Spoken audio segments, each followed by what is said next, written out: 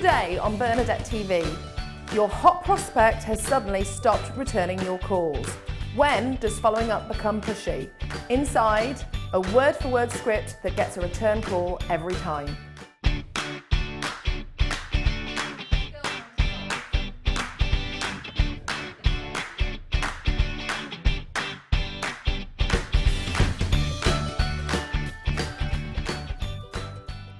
Hello and welcome to Bernadette TV, the online TV show to help you be the best you can be in your business and your life.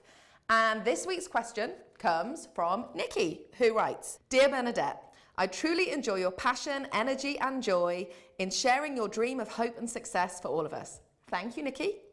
My question is this: when does following up a lead become pushy? I often leave messages for people who have shown an interest in what I do and don't have a reply from them. Do I simply keep phoning until they take my call or give up and concentrate my questions elsewhere? Nikki, great question. Who amongst us hasn't had this situation at some point or another? Later on in this episode, I'm going to give you a word-for-word script to use when you find yourself in situations like this. But before we get there, I want to show you how to prevent yourself from getting into situations like this, because as the good doctor says, prevention is better than cure. Whenever you find yourself in a situation where a once seemingly hot prospect has trailed off, there's a good chance that you lost control of the sale earlier in the sales process. The golden rule to avoid this: always schedule the next conversation until you get to know. If it's not scheduled, it's not going to happen. So at every stage of the sales process, make sure that you've got a firm date and a time for the next follow-up. For example, the prospect says, okay, I'll give you a call next week to let you know our decision. You say, great, let's get a time and date in the calendar for us to speak. Or the prospect says, this sounds great, but we're not going to be able to start for a few months' time. Can you get back to me then?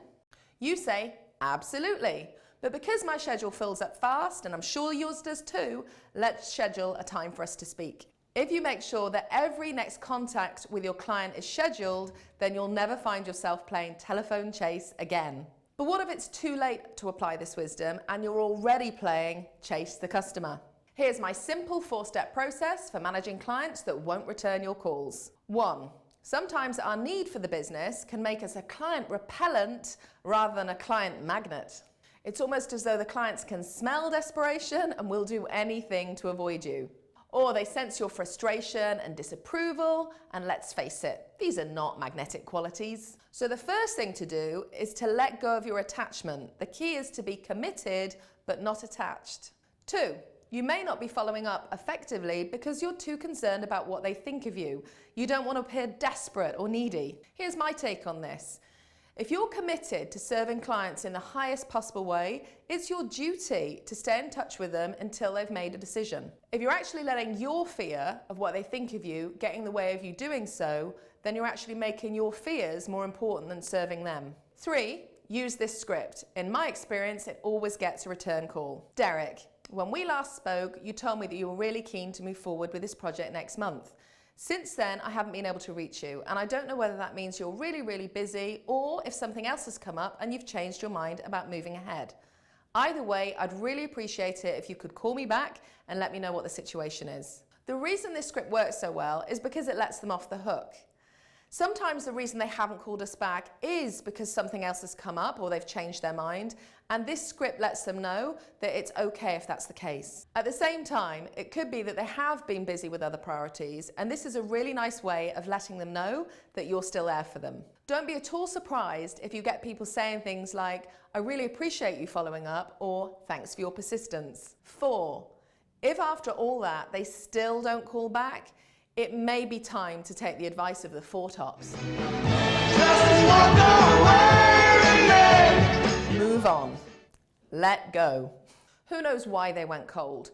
All you know is you've done everything you can, and now it's time to move on. You won't be available to new clients who may be a much better fit for you if you're energetically still caught up with this one. Take them off your call list and move on. End the limbo. Call them right now and leave this message. Nikki, that was my answer to your question. Thank you so much for asking it. So now I'd like to hear from you. Have you ever faced a situation like this? If so, how did you handle it? What are your tips for getting clients to return your calls? I would love to hear your experience. Come and share your experience over on my blog, bernadettedoyle.com. So go there and leave a comment now. Did you like this video?